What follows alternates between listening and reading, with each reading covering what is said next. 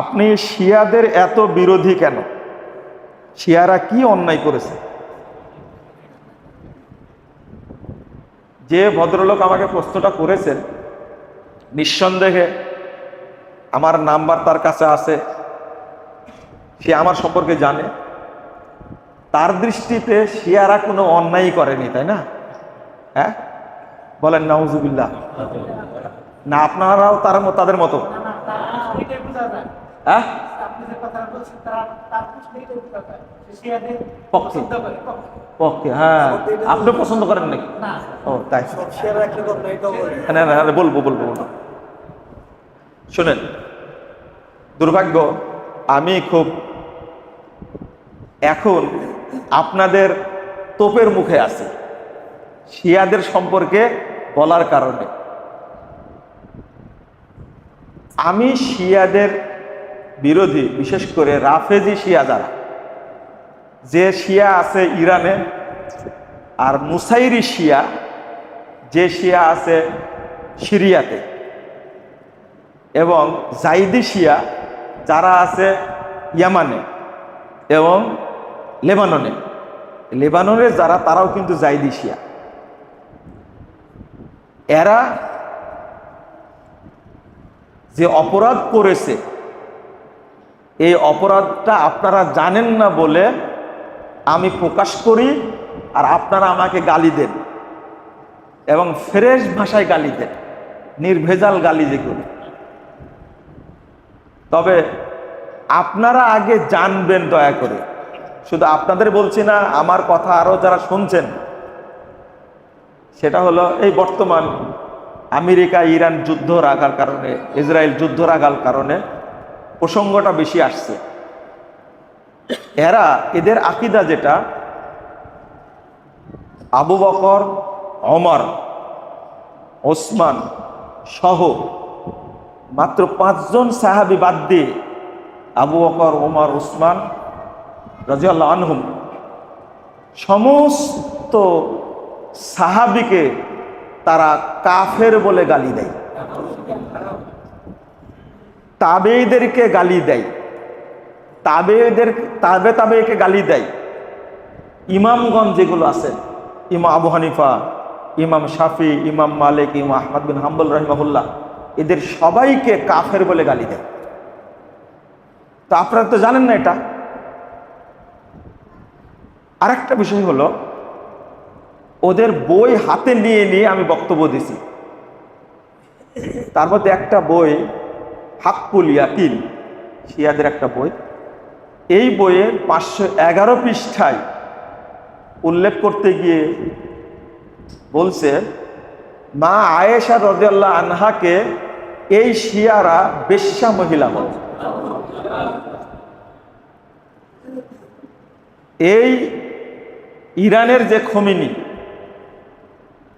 এই মুসাবি খোমেনি, এই খবিস তার নিজের কেতাবের মধ্যে লিখছে, নিজের বইয়ের মধ্যে লিখছে, কিতাবুত তাহারাত 4 নম্বর খণ্ডের 357 পৃষ্ঠা সম্ভবত হবে। এই ইবলিস লিখছে, যেটা আপনি সহ্য করতে পারবেন না, আপনি পড়েন আগে। বলছে, আয়েশা ওয়া তলহা ওয়া জুবাইর ওয়া মুয়াবিয়া ওয়া আশবাহুহুম কানু আখবাসা মিনাল কিলাব ওয়াল খানাজির।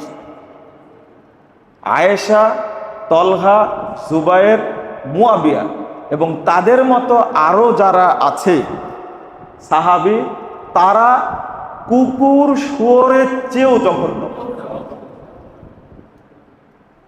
এই খবিস মূল্যে ইন্নালিল্লাহ পড়া যাবে?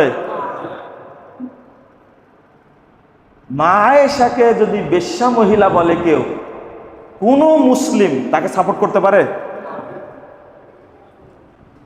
জামাত ইসলামের বোকাগুলো গেছে জানাজা পড়তে। একটা রাষ্ট্রীয় ব্যাপার থাকে, ওটা আলাদা।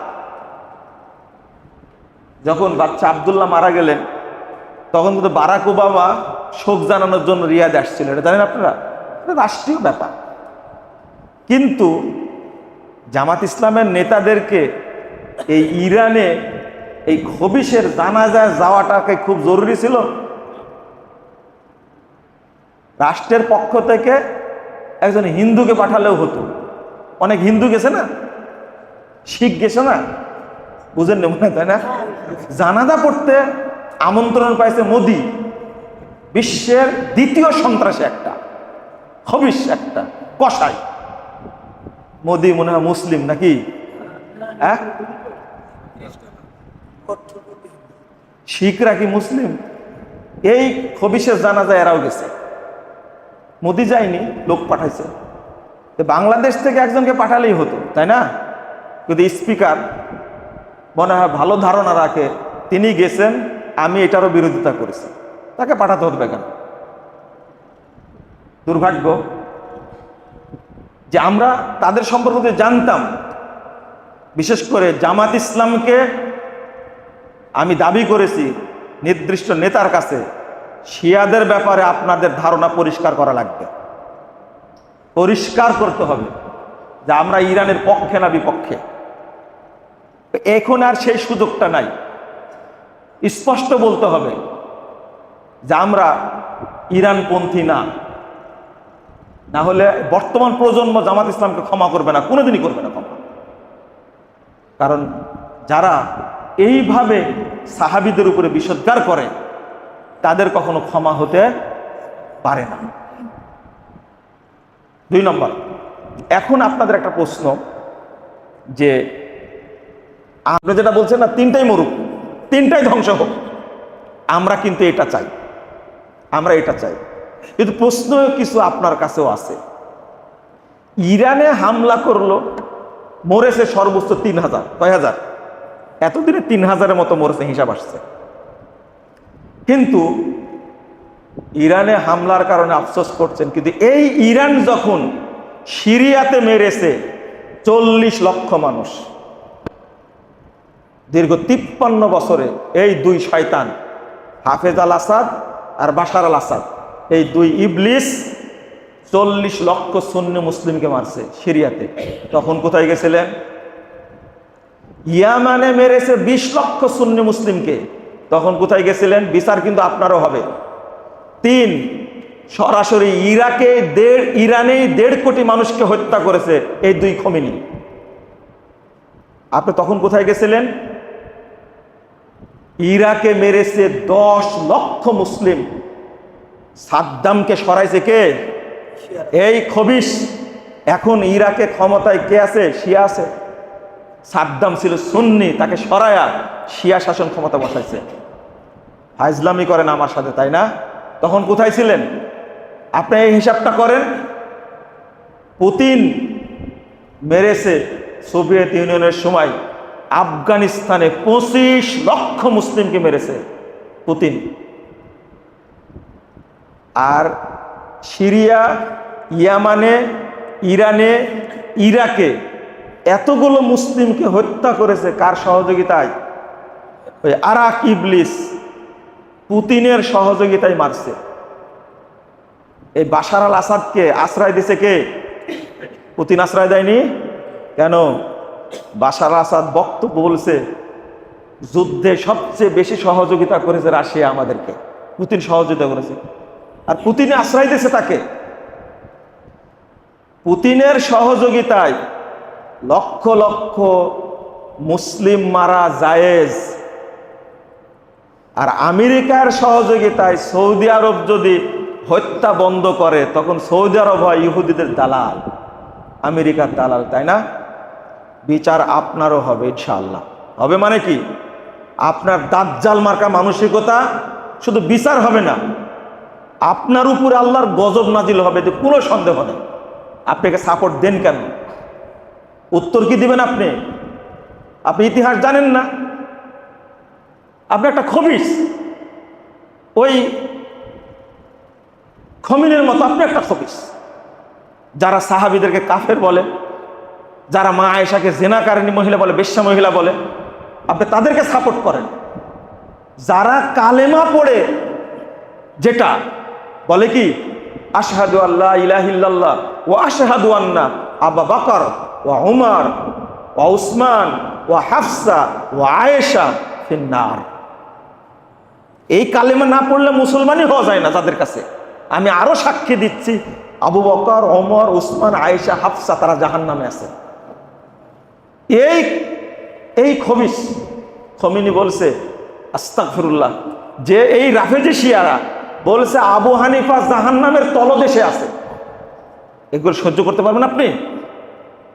আপনি আগে জানেন, তারপর আমাকে গালিগালাজ করেন।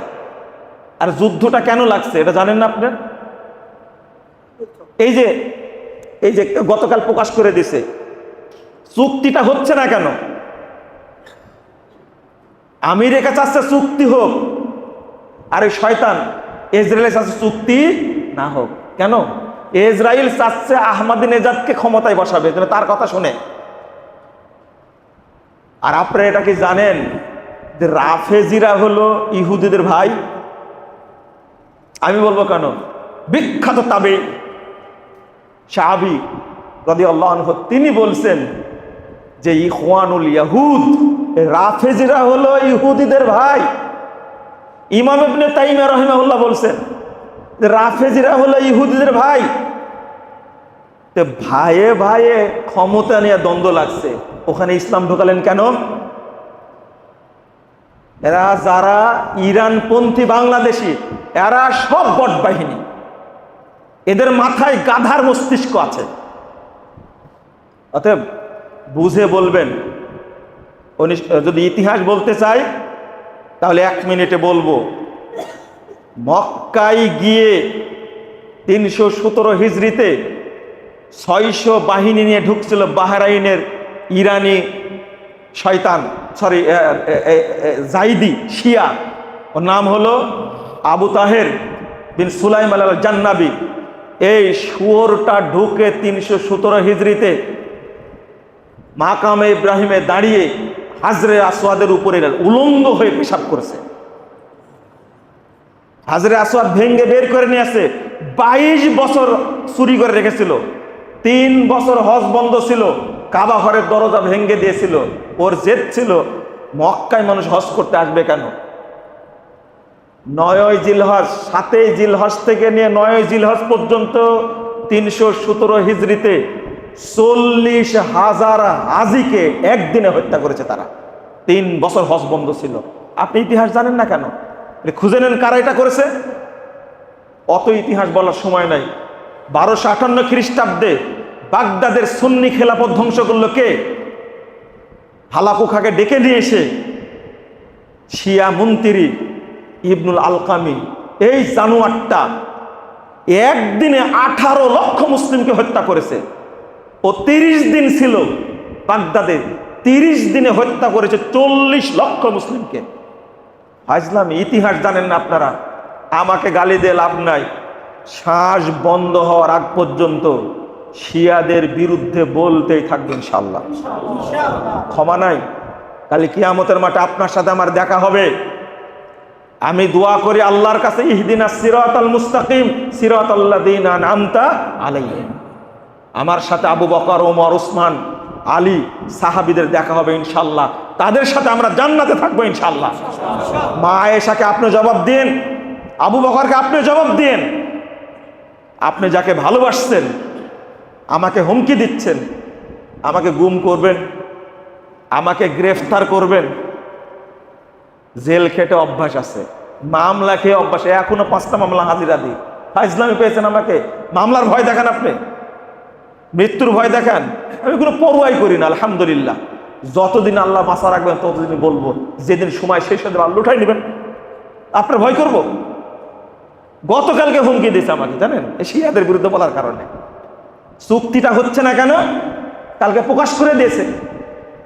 চুক্তি চাচ্ছে আমেরিকা, আর ইসরায়েল চাচ্ছে না। টাকা দিচ্ছে কাদেরকে? ইসরায়েল টাকা দিচ্ছে ইরানকে, তোরা চুক্তি করিস না। আমেরিকা ফাঁস করেছে ভাইস প্রেসিডেন্ট, এটা আমার দোষ? এখন আপনি ফয়সালা করেন। আমরা পড়াশোনা করি, মূর্খের মতো তর্ক করতে আসবেন না। বট বাহিনী হওয়া ঠিক না। ভালো হন, পড়াশোনা শিখেন। আল্লাহ যেন বুঝার তৌফিক দান করেন। আমিন।